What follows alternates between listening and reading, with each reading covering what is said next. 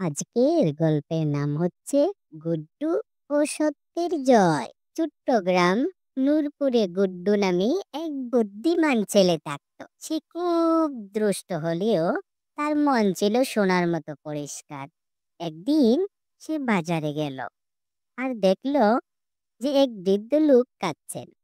গুড্ডু তখন বলল, চাচা, আপনি কাঁদছেন কেন?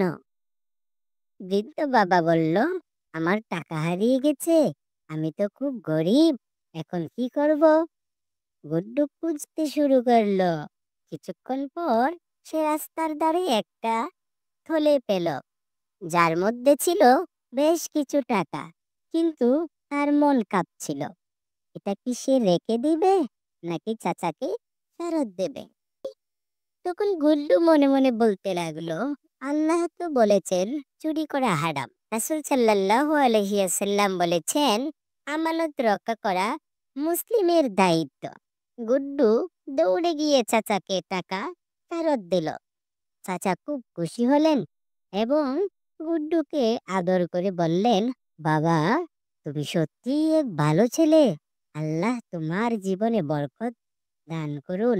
সেদিন থেকে গুড্ডু বুঝতে পারলো সত্য ও সৎ পথে চললেই জীবনে বরকত আসে। তো আমরা এই ঘটনা থেকে কি শিখতে পারলাম? সত্যের পথে চললে আল্লাহ তাআলা আমাদের সাহায্য করবেন।